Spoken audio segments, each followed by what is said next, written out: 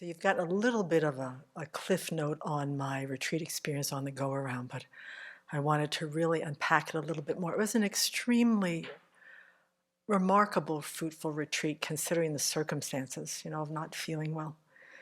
And then I thought that after the years of looking at my relationship to this body, I'd done it all last year, kind of coming to terms with the aging and the sickness and the process, and suddenly realizing that most of my life I'd put all my eggs in this one basket, that all of my attachment to praise and my strength and my reputation was placed on an object that is disintegrating, is going to cease. And so somewhere along the line, in the middle of my little bit of isolation and being by myself, I said, Semke, it might be time to start putting your eggs in another basket. Like the beautiful clarity and cognizance of your own mind that is indestructible, that you get to travel with.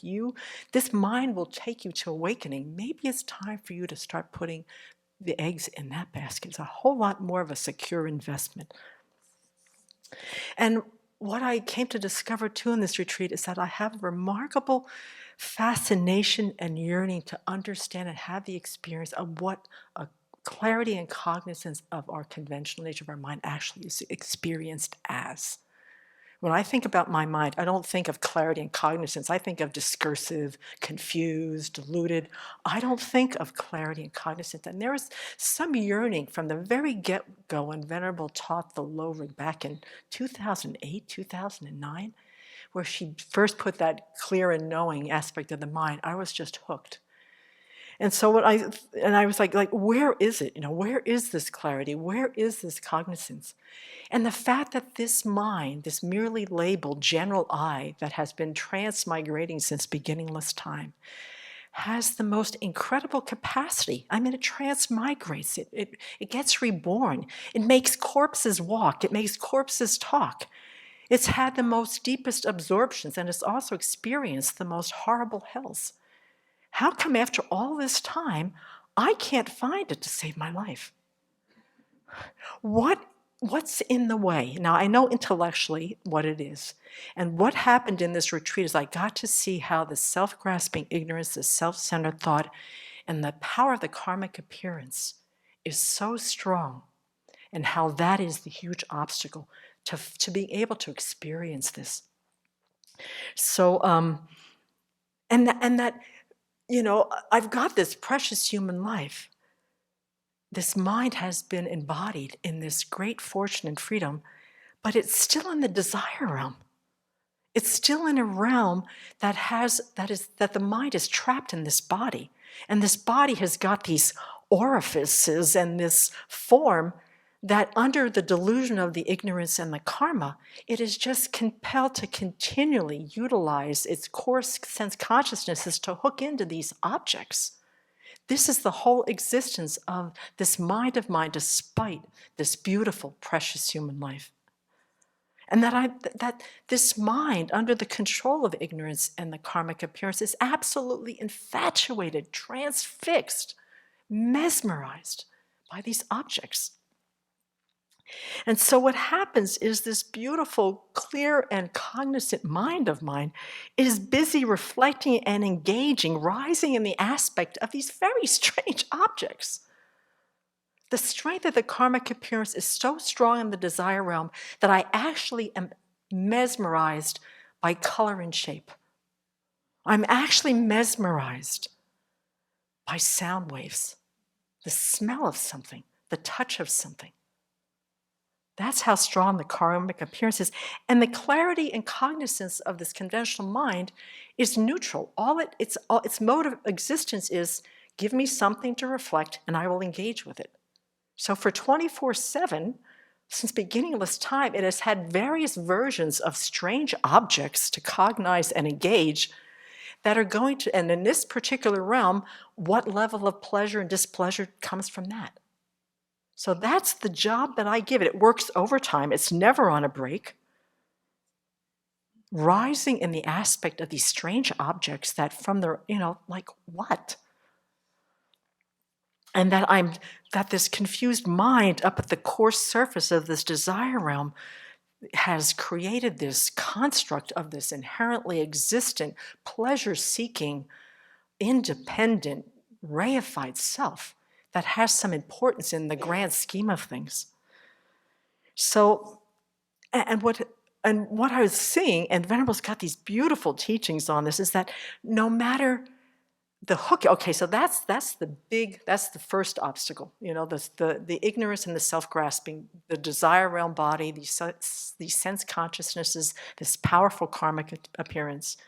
And then whatever pleasant or unpleasant feeling I have, and I watch this, is that no matter how small, how slight, the mental consciousness was more than happy to grab it by its nose, take it, explain it to me, describe it to me, and enhance it, justify the experience of this slightly pleasant or unpleasant feeling. And then, of course, the afflictions follow, and off goes the karma. It tells stories. It makes movies, great movies. And since the time that I was a child, this whole body thing, that it is willing to run reruns, it's willing to replay, rewind, reread, whatever I want. And all I have to do is have a configuration of these sense objects that's similar to something that happened 40 years ago. Forget about the feelings. I'm right into the story. And I saw this play itself out with my body and other things in my life. So here I am, saying, okay, let's take this adventure. What's in the way? Are you getting an idea of what is in the way of you being able to sit and have a cup of tea with your conventional nature of mind? So Venerable says, we are so completely overwhelmed by the sense data and the thoughts and reactions that we can't see this beautiful mind that we have. We can't see it because we're operating on this gross, she calls it the gross hallucinatory level.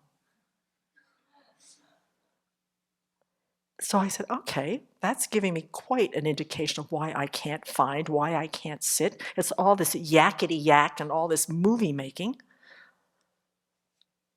And so what happened, so in part of the teaching, she inserts this beautiful teaching by His Holiness on talking about this conventional nature of the mind, what happens, why it gets so obscured, and the fact that you can experience it. Because once again, to remember that it is doing the reflecting and the engaging, but we get to decide what the object is. And get it out of the hands of the self-centeredness and put it into the wisdom hand to give this beautiful mind of ours an object that it can really get a taste for and really luxuriate in. So here's the section that I don't know where I got this. It was somewhere in my notes. My notes are like my mind. They're very disorganized. But they have some good gems, some good jewels. Okay, so this is what he says.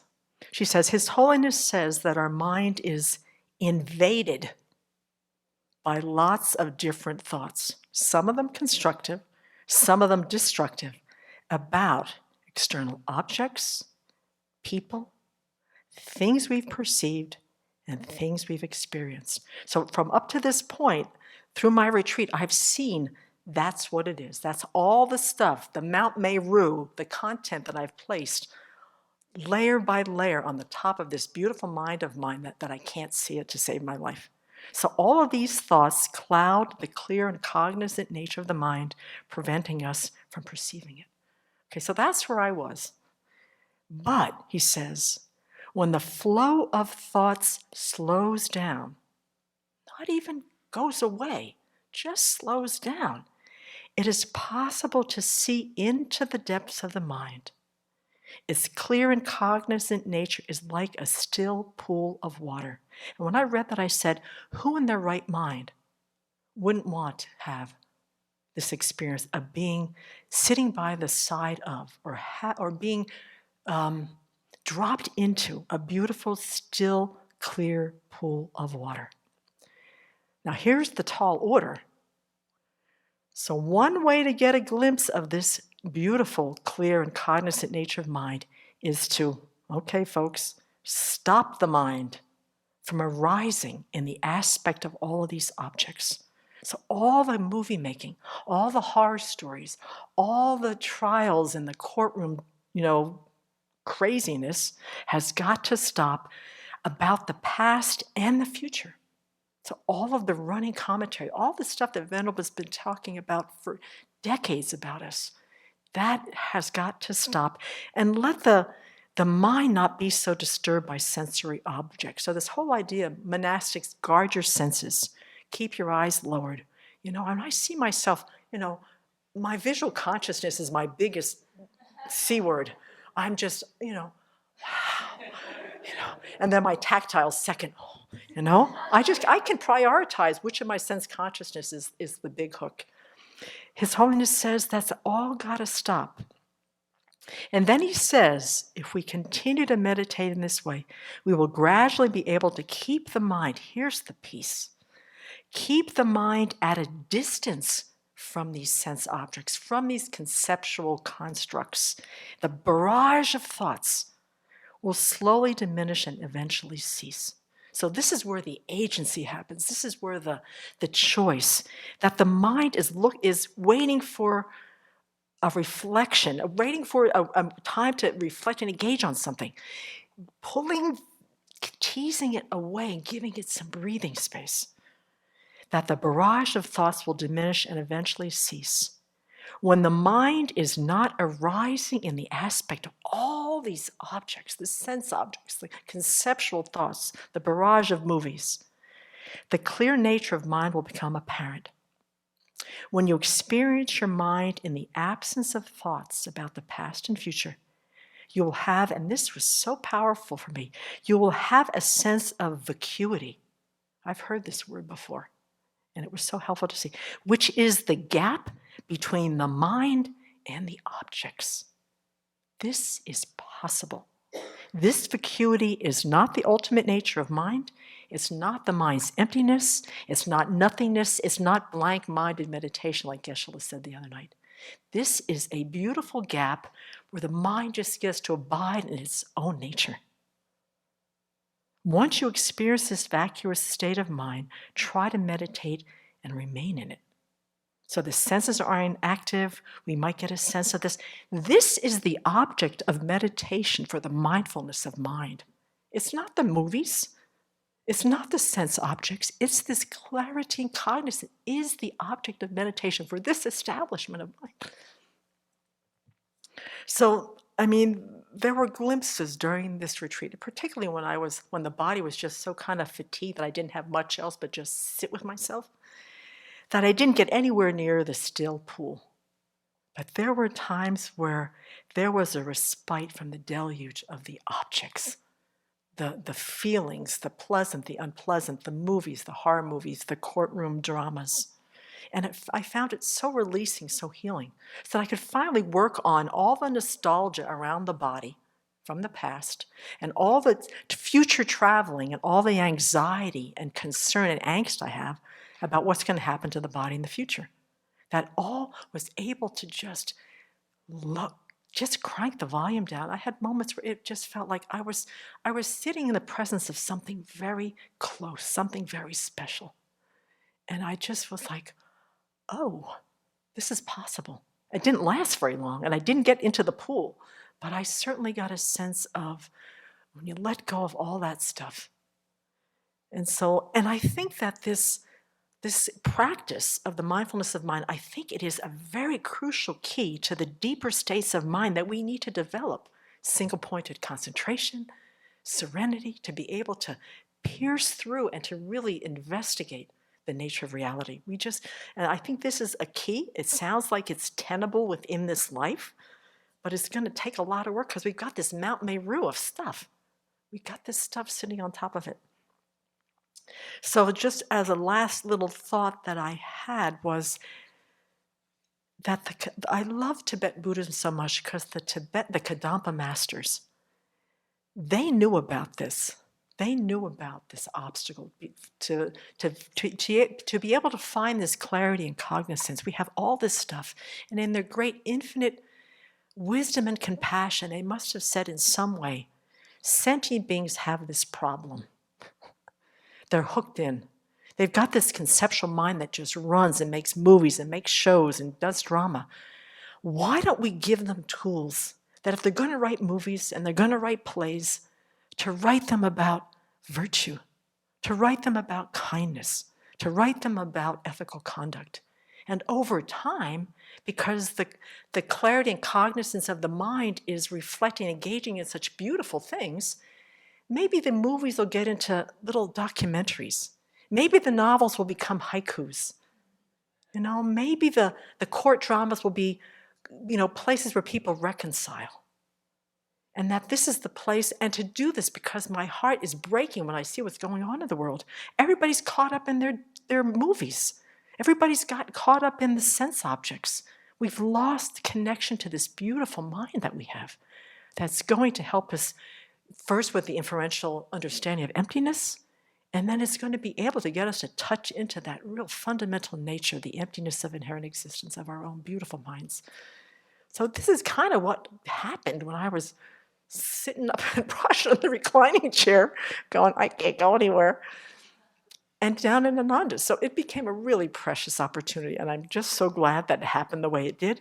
I'm still going through some grief about the body. That's happening, what to do, that'll pass.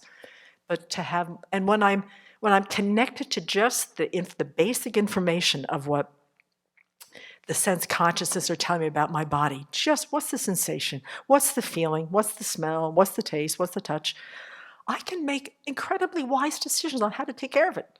I don't have to get into a whole bunch of confusion. And that's why through this, for the first time in my life, taking care of myself this winter has been quite well maintained and wise.